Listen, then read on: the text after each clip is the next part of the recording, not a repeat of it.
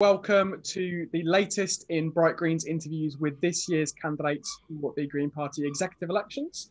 Before we go any further, there's one thing that I want you to do, which is to scroll down right now and hit that subscribe button. It doesn't cost you a penny, but what it does mean is that you won't miss any of the interviews we have with all the candidates that will be coming up throughout the next days and weeks. And also you won't miss any of the videos we put out in the future either. It also helps us a big deal with the algorithm. So please do go down and hit that subscribe button right now. So without further ado, I'll introduce our guest for this evening. So I'm delighted to be joined by the first of our internal communications coordinators. I've got Alex Sallons with me. Alexander, how are you doing? Good evening, Chris. It's been a mixed day. I started my day off with the leader and deputy leader of the council here in Brighton and Hove launching the first pilot for bee-friendly bus stops. They launched that an initiative for habitats for bees in urban environments, and I've ended the day, just before this call, watching Brighton and Hove Labour and Brighton and Hove Conservatives vote to remove the cycle lane that Brighton and Hove Labour installed and that I use to get to work every day. It is the perfect example of why we need to focus on getting more Green councillors and Green mayors and Green MPs elected so that we can lead on these kinds of issues, on actual, real, tangible solutions to the climate crisis. It's been an incredibly disappointing turn for us here locally, but it absolutely proves, what I've been saying in my manifesto, the fact that we need to focus on electing Greens. So we'll be able to pick up a handful of those bits as we go along. But on that very last point, what you said there is made reference to your manifesto. So I'm going to start you with hopefully the easiest question of all, which is just why are you standing to be the Green Party's next internal communications coordinator? I'm standing to be the internal communications coordinator because I want to focus on elections. I want to focus on getting people elected. I've been a member since 2014. Honestly, for 4 years, the party was pretty much a mailing list for me. And oh my God, so many emails. We need to sort out the party internally so that we can communicate externally. If we're not communicating properly with ourselves, how can we communicate with the public properly? How can we communicate, with the media properly? We have been trying to have, internal conversations about a number of things, and we are completely failing to have a coherent conversation, I think, on anything. And a lot of that stems from the fact that we are a party of 5,000 members with 50,000 members in it. The internal infrastructure of our party is utterly decrepit, and we need to focus on getting that in order, actually reforming our party, investing in the internal infrastructure, in the campaign organizing infrastructure, in our policy development infrastructure, in order to win. If we're not electing more Greens year on year, and not just councillors but MPs, we are losing against the climate crisis. We've seen it. We've seen the real life visceral scenes in Northwest America, the absolute ridiculous heat waves. We've seen the flooding in Belgium, the Netherlands, Germany, life-destroying events. And what are we seeing in response from governments? Dragging their heels. If we're not electing Greens, we're not putting pressure on anyone. We're not exerting pressure. If you elect if you're only electing councillors, whatever actions you take can just be undone in an instant by a Conservative government. If we're not focused on electing MPs, we're not doing our job. So obviously you've talked quite a lot there about the, electoral aspect of the Green Party. It's worth noting you're not standing for elections coordinator, so you are standing for internal communications. So I guess the immediate question would be, how do you see the internal communications role and utilising the party's internal communications to drive that electoral success that you're talking about there, that you think so kind of vital for the party and for society as a whole. Absolutely.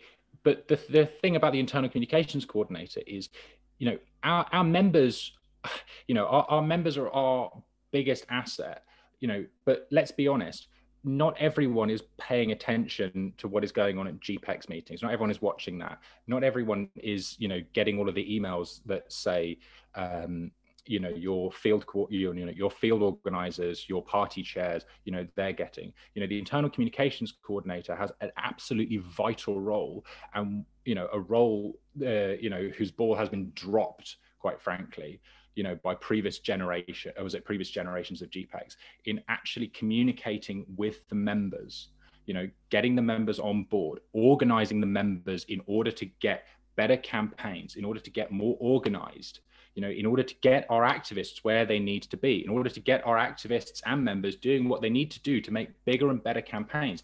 That is the power of the internal communications coordinator. That is what the internal communications coordinator could be doing, and what I want to be doing, getting our activists onto bigger and better campaigns, getting our activists into the constituencies, into the council, into the council campaigns to actually elect people, and not getting our members and activists drowning in a sea of emails that don't communicate anything. We get honestly, you get so many emails as a Green Party member. You can get 3 emails from the central party in a day, and none of them say anything particularly informative. I don't. It's so frustrating, the fact that a lot seems to be happening, but nothing seems to be done.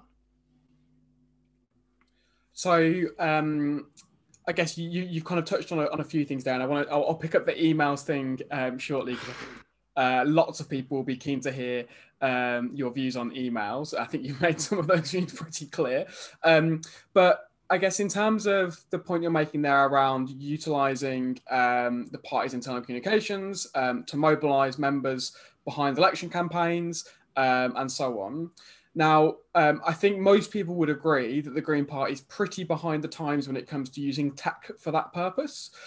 So you put the finger on emails being the primary mechanism through which the Central Party communicates with the membership. Now, there are examples of other political parties and other social movements that have been using tech in really exciting ways to mobilise activists for various things. So you could look at, for example, how certain social movements have used things like peer-to-peer text messaging or WhatsApp groups. You could look at, for example, what Momentum did in previous elections around My Nearest Marginal and pushing activists towards marginal seats. What role do you think that kind of like utilising innovative new tech could play in that kind of vision you've painted there about mobilising the membership for elections? I think it's massive. I think the potential is massive, but we actually need to put our confidence in it and actually invest in it. We are. This is not about replacing. It's not about replacing emails. It's not about replacing canvassing and all of that stuff. But we do need to be campaigning like it's 2021. And not like it's 2005. Things like social media, things like WhatsApp lists, broadcast lists are incredibly important. That is why I want to build an activist program, so that nationally we can start getting better reach on our external communications. So actually getting the WhatsApp lists, actually being able to bypass the need for paid ad spend on, on our communications, so we can reach more and more people. That's why I want to bring in a skills register to start utilizing the tech we already have. It's just utilizing Action Network, but in a slightly different way, to start cataloging what our members and activists' skills are. I became an active member because Councillor Hannah Clare, our deputy leader here, she saw me fiddling around with a camera. She saw me, using my camera, using my skills. And she said, do you want to get on board with our campaign? And I hadn't done anything before. I hadn't really done anything like that before. But, if she hadn't seen that, she wouldn't have known what I could do. And we don't have an organized way in the party of actually seeing what our members can do beyond the normal traditional activist duties, you know, canvassing, leafleting, door knocking, you know, all of that stuff. But there's so many more things that you actually need to be able to do on a campaign. Things like, you know, graphic design, videography, photography, you know, web development. I think everyone in our party would value a cohort of organized web developers to sort out both our external and internal websites, which are an utter mess. You know, it's so, you know, it's difficult to log in to the members' website. And quite frankly, we need to sort that out. You know, we might not have the, you know, the big party donors or, you know, was it affiliated trade unions being able to give us money, you know, but we can think smarter. You know, we can think smarter. We can, you know, we can ask our activists to donate their time, you know, if, you know, rather than asking them and constantly pestering them for more money. You know, I think that that's actually thinking smarter and using technology in cost-effective, creative ways can get us much more success in the real world. I guess what you touched on at the end there, you mentioned briefly Green Spaces, or the members' website, for those who are slightly longer in the party. Now, there will be a lot of members, some of whom will be watching this, who will have never logged into the members' website or Green Spaces the entire time they've been a member. They might have been a member for 40 years and never engaged in that part of the party. There are some members who've tried to engage in it and for various reasons have decided not to. Obviously, this is theoretically one of the central kind of hubs through which the various bits of the party speak to each other and which internal communications happen, right? So the question I wanted to put to you really was like, what do you see the role of Green Spaces being in the party? What's your kind of vision for it and how would you deliver that? If I'm honest, I don't see much of a future role for Green Spaces. I don't think it's a particularly useful platform for what it's supposed to be. It's not been sufficiently updated. There are a number of other other cost-effective platforms that we could use for online organizing and communications, things like Discord, things like Slack. I personally think the Green Spaces has, you know, it's reached the end of the road for its usefulness. And quite frankly, there is not proper moderation on it. I don't think that we have the money to be, you know, hiring a paid moderator for Green Spaces. You know, we could potentially look at volunteer moderators, but again, when you go on Green Spaces, you don't get email updates for, you know, what you're doing. You don't get notifications. You know, if we use something like Discord and Slack, which, you know, many policy development working groups do use, I think that we could get much further, much faster. I think probably the role of Green Spaces will probably be just end up being links to Discord and Slack servers, where actually we can communicate with each other much faster, much more clearly, and actually start getting things rolling much easier. You know, recently the Transport Policy Working Group reformed, and it's taken a while. You know, we're almost at the point where we've started a Discord server to actually be able to have a conversation without constant emails, because honestly, there are far too many emails in this party and it needs to stop. So we stop turning members off and just completely disengaging them. You know, we need to be retaining our members and actually keeping them engaged rather than just driving them away with endless spam. But I guess we'll come back to the email question. That's what I want to pick up next. But I just wanted to follow up quickly on some of the bits you said there about Green Spaces. So you've highlighted a range of problems there, but one of the problems that you've identified is moderation. The reality is that moving Green Spaces onto Slack isn't going to solve the moderation problem, because you're still going to need moderation. And some of the other things I think you've raised, also, I guess there'd be a question. For sure, but moderating something like a Slack channel or a Discord server is much easier for the person in charge, or was it for the person in charge of the Discord server and the Slack channel? You know, if for example, you know, it's something like a policy working group, the chair of the policy working group can be moderating that and can appoint moderators, where at the moment, it's actually quite it is, as far as I understand, quite complicated to moderate the Green Spaces channel, because it's just whomever created the Green Spaces forum, that moderates it, and who owns it is quite nebulous. And also they just stack up. We need to, I think we need to move to more modern forums for it, for communications internally. So essentially what you're saying there is that you think that it needs to be streamlined, and that there needs to be accountability for who is responsible for the moderation process. Absolutely. I mean, accountability is a massive problem in the party on various different, the word escapes me, on various different counts. Accountability is a huge problem. Green Spaces is just one of them. Let's move away from Green Spaces and quickly onto emails. The favorite topic of emails. Absolutely. The absolute gripe of every single member. Yeah, you flagged it a few times. So obviously the email problem is something that everyone kind of is aware of. So if you're a member of the Green Party, you'll be getting emails at least from the central party, your regional party, and your local party. If you're a member of any other part of the party, like the also your national party, if you're Welsh, your liberation groups, if you happen to be one of them, your policy working groups, the Young Greens, if you're privileged enough to be one of them, I am. It's ridiculous. My first idea of it for this is to negotiate with the various bodies involved. I think excluding policy working groups, but we have a set weekly timetable for emails. You have 1 day for local party, you have 1 day for regional and national in the case of Wales.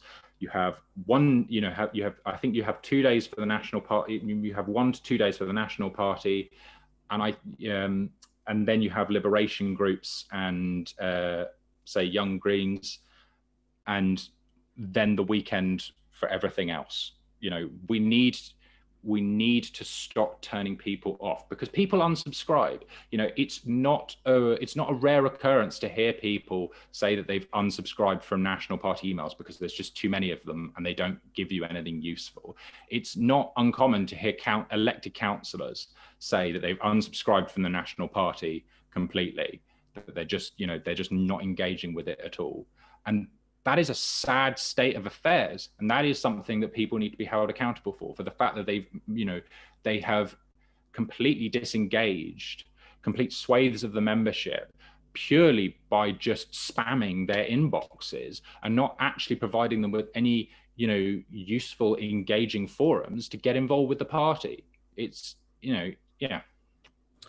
So I think there's two things I wanted to pick up there. The first one is around kind of your proposed solution there, and I guess I just wanted to explore a little bit more in detail as to what that looks like in practice, because for me that sounds like a good solution on paper, but I don't really understand how that can practically work given the reactive nature of some comms. For example, if a local party if your local party is facing a by-election that's just been called and needs to find candidates, and it's not their day for the emails, how does that fit in? And then the second question I wanted to I think obviously for the more reactive side, which I absolutely understand.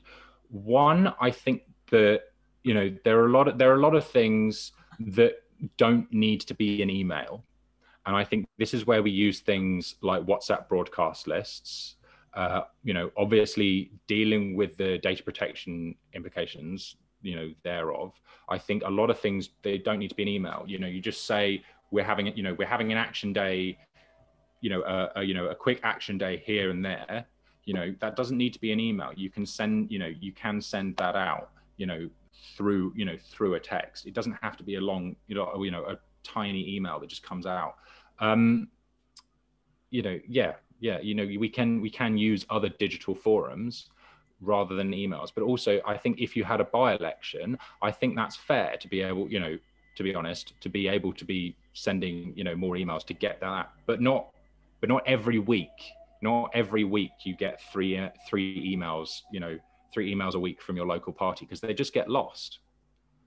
I guess the second point I wanted to pick up relates to that last one, which is just, I guess you painted quite a negative picture about emails coming from the central party. The flip side of that, of course, is depending on your local party, the quality of emails and the volume of emails you're getting from your local party can be far worse than the central party. So my question I wanted to say to put to you was a question not just about the volume, which I think we've discussed, but about the quality. And I think what I would like to hear is what you think ought to be done from the internal communications coordinator's perspective in regards to ensuring that the quality and usefulness and utility of emails that are going out from the central party and also from local parties is improved, so that even if the volume is high, there's a purpose behind why they're getting those emails and that they're useful and they're doing all that stuff that you talked about at the beginning about mobilizing activists and so on. Absolutely. I mean, obviously this would have to, obviously anything to do with local parties, I want to be working very closely with the local party coordinator, the local party support coordinator. But also, this goes for a lot of other things as well, not just emails, but, there are massive divides between local parties, say like mine, and much more rural parties or much less active parties. And I think we have to work on a much more rigorous set of trainings. This goes for, things like leaflet design, things like social media, things like video production, all of these kind of things. I don't think we can expect people to suddenly just, get it on their own without some outside help. And that's why we absolutely need to be having, many more and much more accessible resources on our members' website, many more trainings for these kinds of skills, for local parties, and especially much more investment in parties that are flagging behind, providing spaces for members to flag up where they're not getting what they need from their local party, and then actually being able to work with the local party support coordinator, work with the regional reps, work with the field officer, the field officers to actually improve that. But it's going to take I think it's going to take investment. It's going to take investment in training. So I've got one last question for you, kind of in the compartment of the internal communications role before we move on to wider stuff. And it relates to, it's kind of come off the back of the conversation that I had last night with one of the candidates for publications coordinator. And the question that I put to them was what role they thought that Green World could play in improving participation in Green Party internal processes. Now, a lot of our viewers will be aware that turnout in leadership elections for the party is pretty low, around 15%. For GPAC elections, for the executive elections, it tends to be even lower if there's not a leadership election going on at the same time. Participation in policymaking and conference is low, especially when compared to other parties. Now, there's a whole host of reasons for that, but I wanted to put to you and ask you what you think the party needs to be doing better when it comes to internal communications to increase that participation and get quality participation in the democratic processes going forward. Honestly, it's a sad state of affairs. This election, which is, incredibly important, every single role of GPEX is incredibly important because GPEX is important for our party.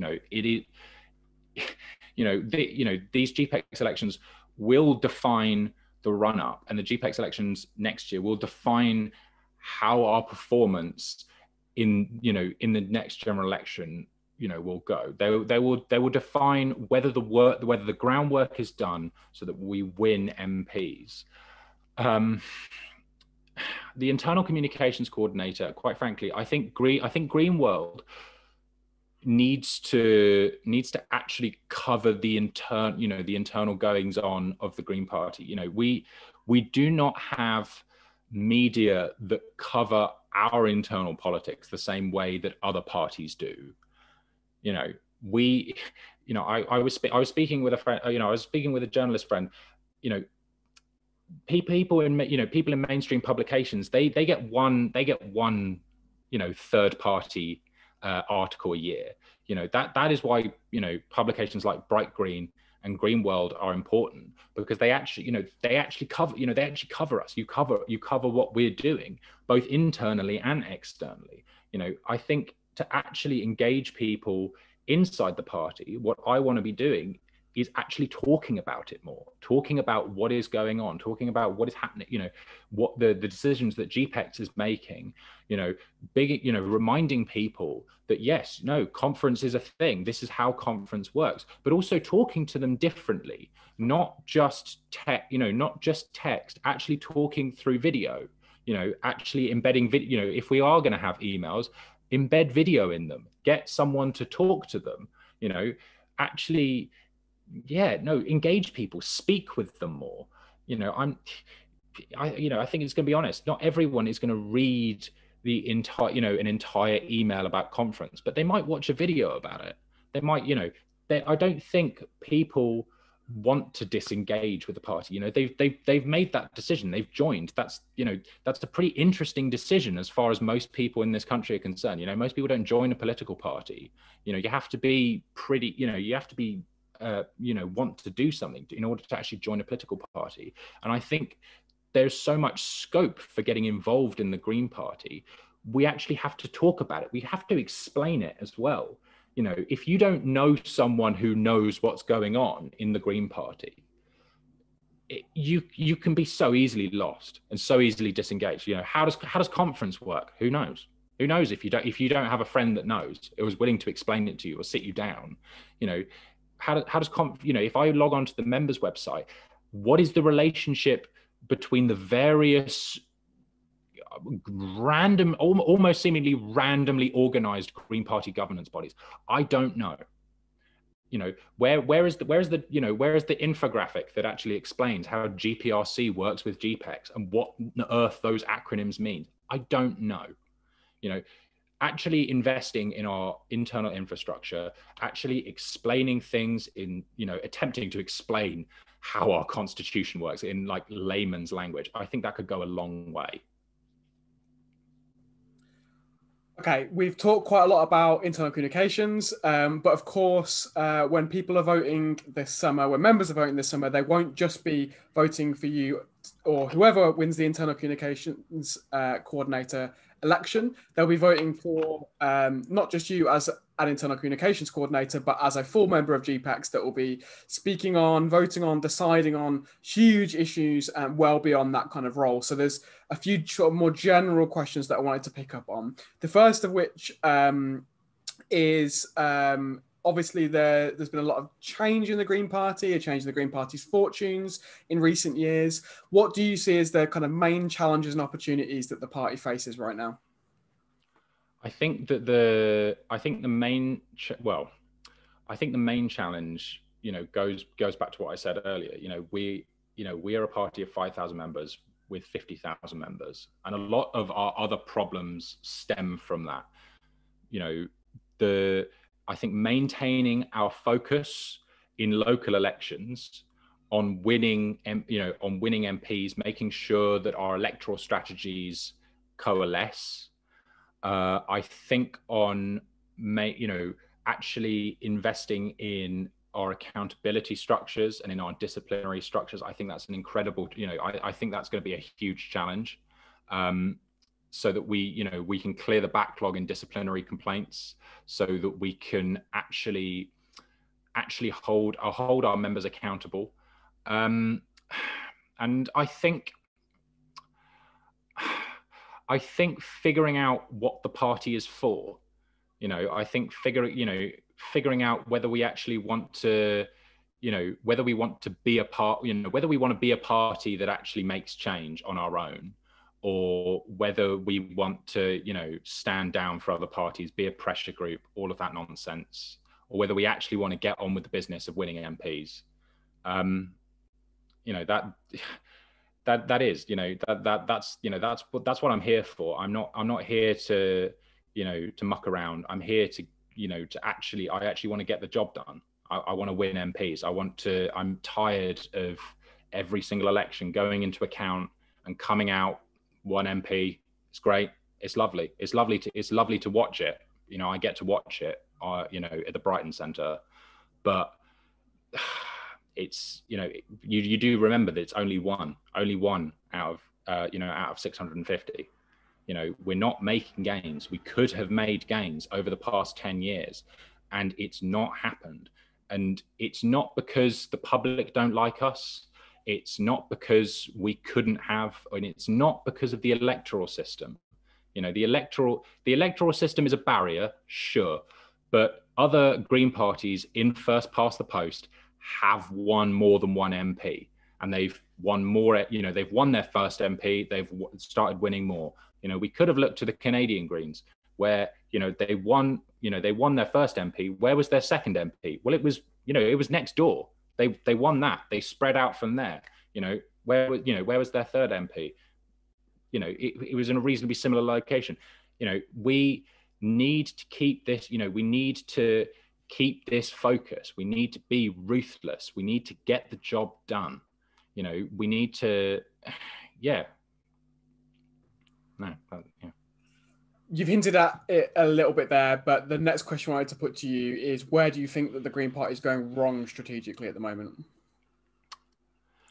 I think that the kind of, yes, I think the messing around with progressive alliances and the distraction of that has been a major stumbling point. I don't believe that.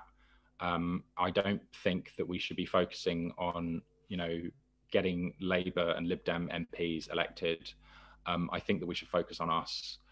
I think we should focus on our message, having a distinctive message, and actually getting it out there and talking about it more, and actually being more of a political party, actually being more political, actually calling them out, being, being not so neutral and kind of nice. I actually want to see a bit of fire from the party and the people who speak for the party. I want to see a bit of fire. I want them to go after the other parties and actually, say it how it is. I think that's where we've gone wrong. I think we've tried to be too too friendly and nice, and not actually gone after it, because British politics isn't a nice, it's not a nice place. We can talk about being being nice politicians, but we actually do have to, we do have to make gains. We have to show the other parties for what they are, and show us as a distinctive message, and show us as people that actually want to get there and, do it, get climate action, be strong, tell it how it is, tell how, Labour is not going to do it. They do not have the vision to take us to net zero, and the Conservatives certainly don't. Yeah. I'm going to pick up on that last point a little bit and talk about political positioning in a second. But you've mentioned the words progressive alliance, and everyone's ears always prick up one way or the other when that happens.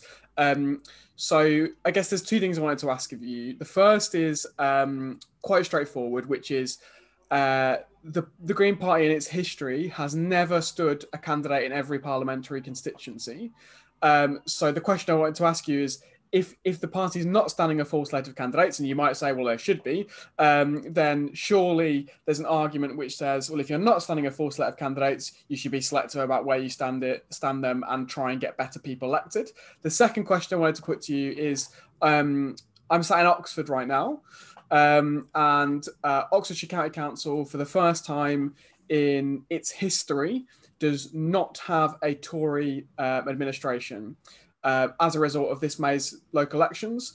The reason for that is because various parties decided not to stand against each other to oust Tories from their seats, and we now have, for the first time since the mid-1800s, a non-Tory run Oxfordshire County Council. What do you make of that and those 2 points? I'm sorry, could you repeat the first point? Sorry, quickly. Sorry, no, not at all. Yeah, the first one was just the Green Party has never stood a full slate of candidates in its history. Yeah. No, yeah. Being selective of where we stand. I don't think we have the resources to stand in all of the English and Welsh seats. I think obviously where the party, where our local parties, aren't prepared to stand, don't have the resources to stand, where they don't have the necessary candidates to actually want to stand, or who themselves don't have the resources to stand. I think that's fair. I think when we're talking about these kind of things, when we're talking about standing down, when we're talking about actively not standing, that I have a problem with, because it spells the narrative that our party is an ephemeral force in British politics, that we're not serious, and especially where we have councillors, where we have a presence, where we're actually asking people to vote for us. If it's a party that's never got a councillor, never stood an election, never stood in an election, I think that's one thing. I think where we have established councillors, where we have an established political force, yes, I think we should absolutely be standing in constituencies like that. I think where Oxford County is it's the county council, not the district council. Where Oxford County Council was concerned, I think it was firstly, it was a reciprocal agreement, and there was cooperation there. I think what happened in 2017 and 2019, it wasn't fully, 2017 certainly wasn't reciprocal, and I think that put us back, by a number of years. I think where 2019 was concerned, I don't think there was a point in the 2019, Unite to Remain, because Labour wasn't involved. What is the point of any sort of alliance that doesn't involve Labour? It's entirely pointless. I think where you can negotiate an equitable agreement, that's one thing, but we need to be perpetuating the narrative that we are there to stand. We are a credible force. You can vote for us. You can put your trust in us. We're not going anywhere. We're here for the long fight. And I think where we're talking about standing down, I don't think that sends a positive message. We could talk about progressive alliances forever. Oh, we could go on about it for years. We have done. We have indeed, as a party, gone over and over and over it. And I think by this point, most people's views on it are well documented. And I think largely they're unlikely to change at this stage. So we are going to move on. And I wanted to ask you sort of to follow up on some of the things that you were saying before. Politics at the moment is changing quite a lot. You look at the Tory party, they've shifted significantly to the right over the last 2 years. The Labour Party has moved substantially to the right of where it was 18 months ago under new leadership. Where do you see the Green Party on the political spectrum, and where do you think we ought to be positioning ourselves to the electorate? I mean, yeah, honestly, it's been a tumultuous decade. I never thought, honestly, in 2015, I never thought I'd be harking back to the relatively sane years of 2015. I think obviously it's been incredibly interesting to watch, but it's been incredibly worrying. I think the Green Party, we need to be absolutely unrepentant in our radical nature, in our radical politics. I think that there is an emerging divide between the propertied and the renting.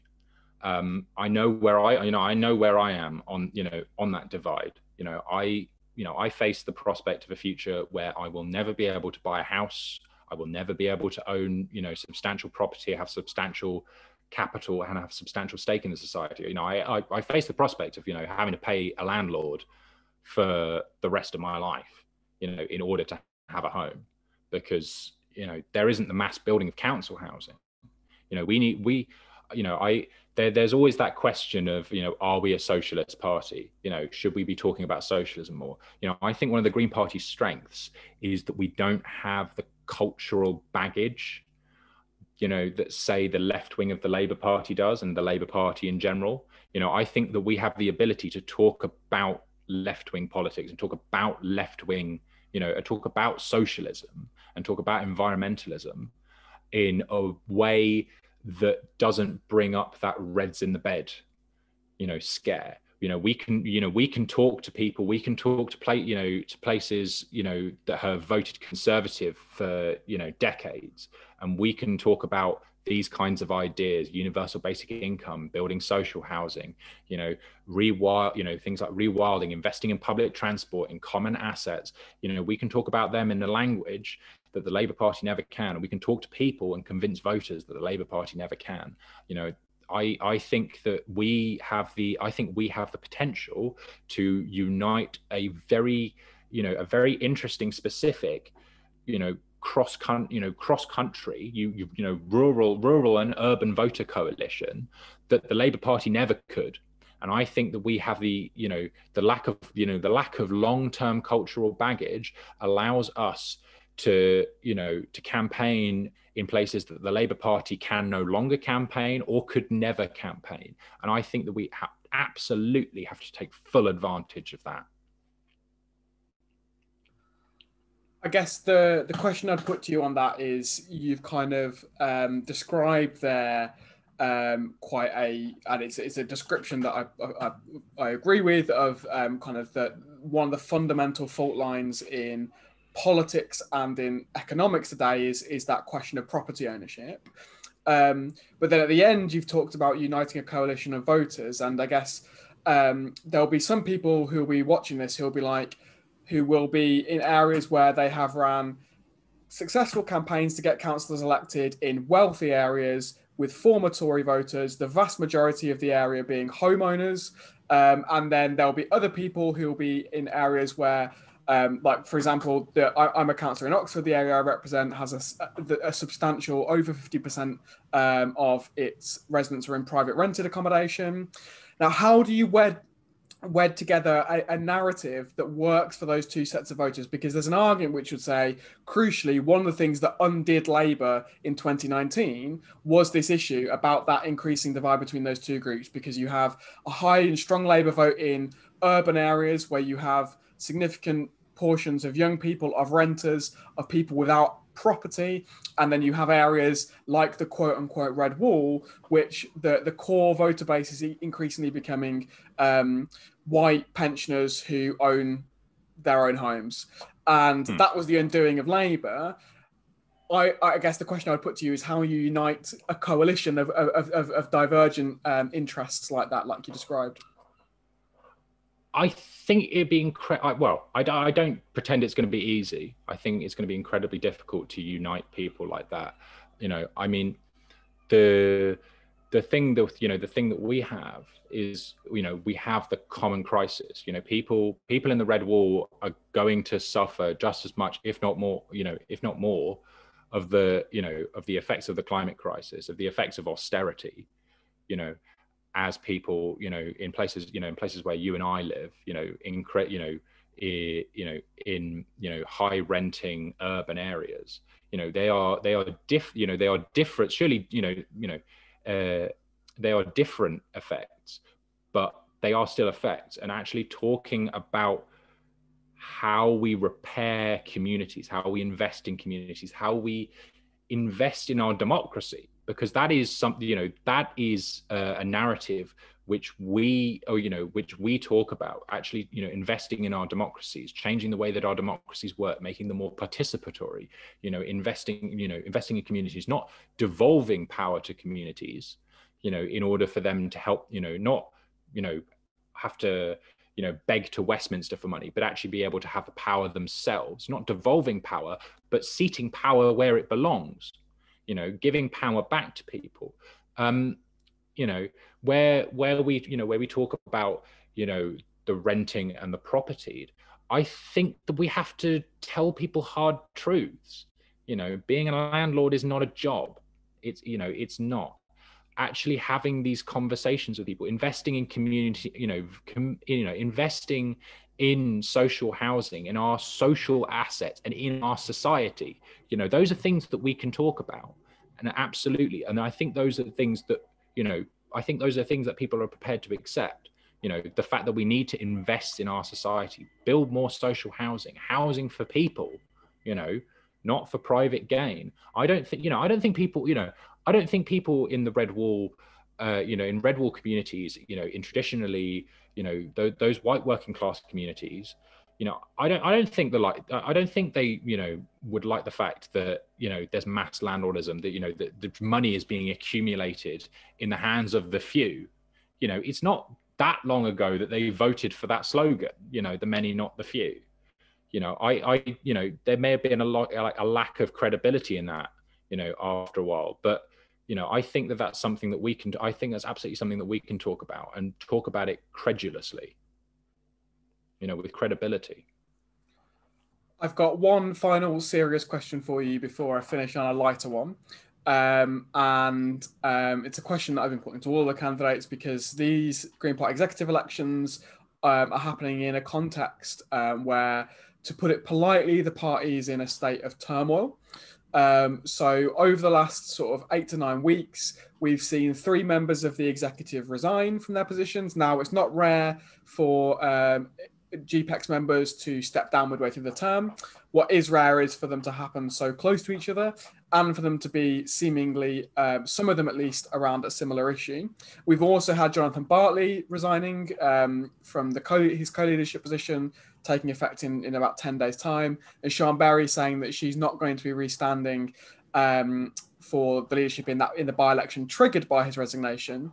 So the question I wanted to put to you is sort of basically just, what do you make of the current situation on the executive, and what's going on at a central party level, and how do you see the party moving forward on it?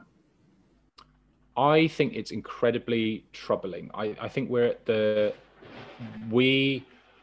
are at a point of flux in the party. We could go any way. I'd like to thank Jonathan and Sian, for their leadership of the party. I think that they've both been good spokespeople for the party, and I think that anyone that steps up to the plate for leader should be, thanked for their service, because I think internally, I think it is a bit of a thankless job. And I think that, as Sian said in her statement when she announced she wasn't restanding, you are one GPEX member, but you are also the spokesperson. There is a lack of power, and there's an imbalance between the power that you have and the accountability that you have. I think that we need to be talking much more heavily about accountability. I think that if you're going to stand for GPEX, you have to go through the proper processes. You have to be the exemplar. I think it's all well and good us criticizing the Conservatives for going against processes and precedents and and the way things that should be done, and they're not doing it internally. We can talk the talk, but we have to walk the walk internally as GPEX members. If I'm elected, I'm going to do, I want to, do right by the job. I don't want to, sully it, and I don't want to sully the reputation of the party by going against process. And actually, I want to try and set an example for our members. I want to live by the green principle, by our green principles, or what we say our principles are. I think whomever decides to stand, and we've not heard anyone declare their intention to stand for the leadership by-election yet, but I would hope that they have a vision. They have a vision for the party, that they have radical politics, that they are unapologetic in their support for oppressed communities, and that they are going to lead the party. We don't have leaders like the other parties who can form their parties to their will. You talked about the Labour Party; it changed overnight because the leader changed overnight. That doesn't happen in our party. But I think that there is that vacuum where the leader is just, I think the leader is, they can tend to be just a bit too neutral. we don't have, we don't have the internal organizing that other political parties do. And I think that can be, I think that that is something which needs to come to the fore. I think that we have to get better as members, as members that support oppressed communities, as members that support, that support trans rights and support the policy. I think that we have to get much better at organizing internally.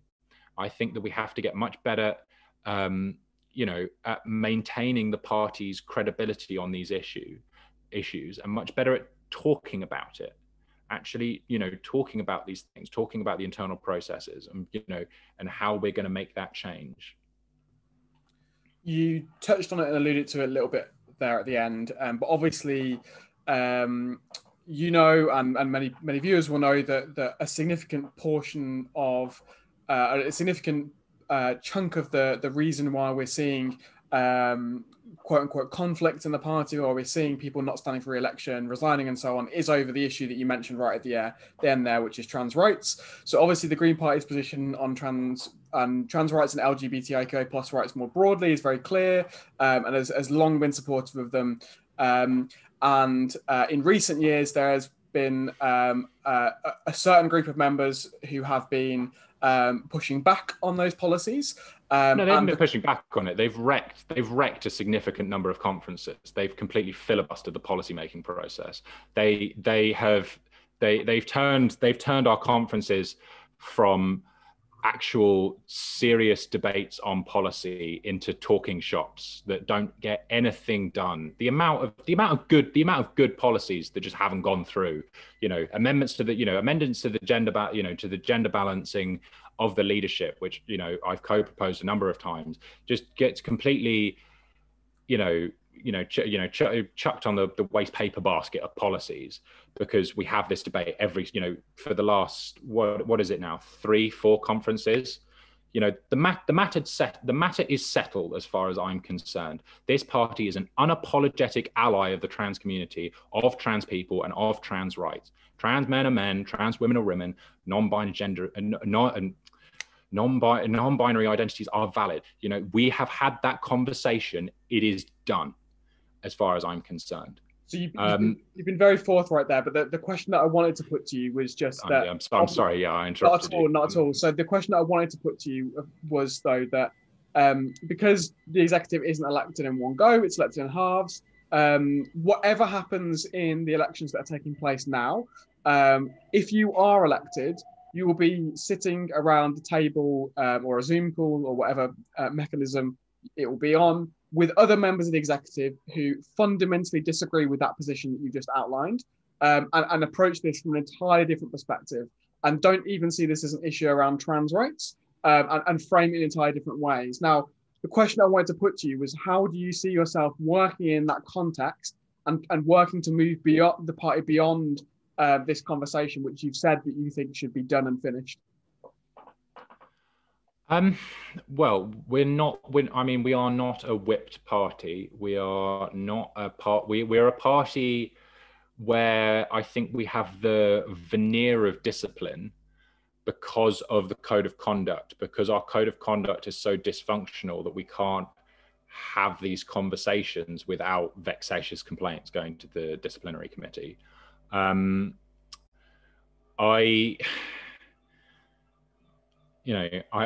think that we have to, I think we have to be very clear that we are not going to throw trans people under the bus, in order to make political gain.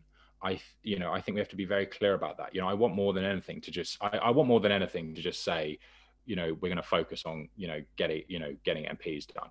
I do. But at the end of the day, if it comes to throwing trans people under the bus, I don't want to do it. I don't want to throw an oppressed, a severely oppressed minority community under the bus.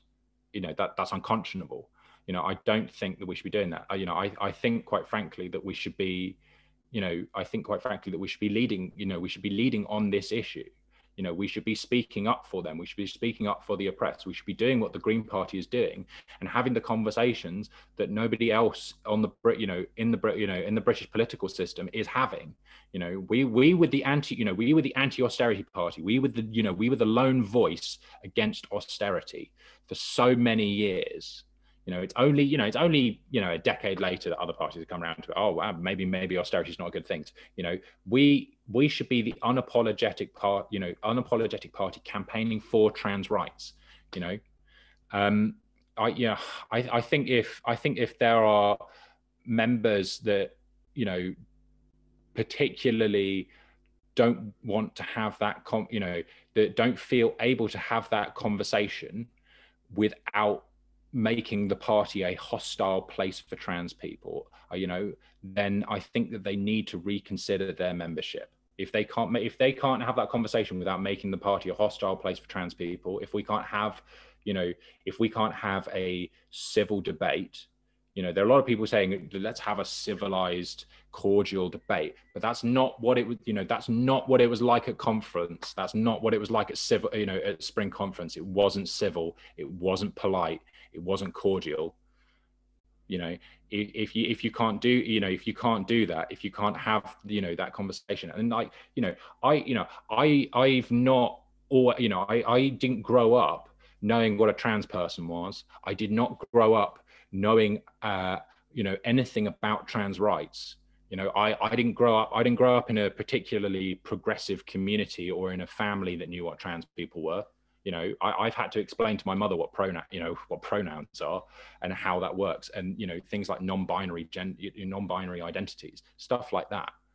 You know, if I can learn about stuff like that, if I can, you know, go out and have, you know, actual conversations, talk to trans people and learn what they are without, without making, you know, a hostile environment for them, other members definitely can. You know, this is not, you know, things like trans, you know, rights aren't like, you know, they aren't like a cake. You know, you don't take one slice and suddenly that reduces another slice. It's, you know, I think if we're gonna, you know, we have had that conversation. I think if members need to learn more, you can learn without making the party a hostile place. You know, if you want to make the party a hostile place, just leave. I promised that I would finish on a lighter note. We get the fun we get the fun question now. We get the fun question after I've had that. Yeah. Is it food related? It's not food related. It is lighter. So the question is just who in the Green Party inspires you the most? See, I think this is the hardest question. You know, I mean, I've said it before. I said it earlier, but I was activated by the now Councillor Hannah Clare. Before she's had many roles in the party. Many people would know her. She was a person that got me going. Started telling me what to do. There's a running joke that I'm her employee, and she does inspire me. To be honest, like I think when I think inspiration, I think in like these big terms. I kind of think in these like big grand visions, like who makes me want to go out and go on the streets. And I don't think we have kind of a high profile public person like say AOC, because like AOC inspires me. She gives me hope. I think that there's a bit of a vacuum on the kind of political leadership in the party, like that vacuum on spokespeople that kind of make me want to go out like that. I think probably Hannah would be my answer. She gives me hope for the party. But obviously all of my Brighton and Hove Green Party councillors do that. They all give me hope. They're a lovely group of people, but there are so many people in this party who inspire me by going out there and doing the hard work on a local level. Like we're a party with so much potential, and so much potential. I hope in the years to come we don't waste it. I'm sure Hannah will be very grateful for that endorsement. I'm sure she does this. She'll be texting me instantly. Yeah, absolutely. Alexander, thank you so much for giving up an hour of your evening to have this conversation. Thank you for the opportunity, Chris. And yeah, if anyone wants to find out anything about my platform or my manifesto, please go to my website alexandersallons.com, or DM me on Twitter, ask me a question, please. I'd love to get more people involved in the internal elections. Brilliant, thank you. And thank you to everyone who has watched this video. I just have a few little bits of pieces of admin before you leave. Don't close your window just yet. The first bit of admin Support Bright Green. Well, yeah, you're doing it for me. But the first thing to say is if you've enjoyed this video and you want to see more interviews like this, then we do have more interviews with the candidates coming up. The best way that you can keep track of them is to hit that subscribe button down below. You won't miss any of our interviews or any of our future videos. The next thing to say is I'm sure give Chris money. Don't give me personally money, and that's a plug later to come. The next thing I wanted to say is we've been talking for an hour. I'm sure there's plenty in there that you'll agree with, plenty that you'll disagree with. Let us know in the comments down below and keep the conversation going down there. Now it's the time to ask you for money. So Bright Green isn't backed by billionaires. We don't have big business owners. We are supported by wonderful people like you. If you're able to, please do head to bright-green.org/donate and set up a £5 a month regular donation. It means we can put more videos on like this, do more coverage of the Green Party of England and Wales, the Scottish Greens, the Green Party of Northern Ireland, the Labour movement, social movements, and the rest of the left as well. So please do head there now. The last thing to say is, give us all the money. The last thing for me to say is just very quickly that if you're a member of the Green Party, you will be able to vote in these elections in August. I think ballots should arrive on the 3rd of August. So keep an eye out in your inbox and make sure you vote, and make sure you encourage other people to vote as well. If they don't know who the candidates are, point them in the direction of Bright Green, because on our website, we'll have articles from candidates. On our YouTube channel, obviously, we've got these interviews. So please do send them our way. And thank you so much again for watching. And I'll see you very, very soon.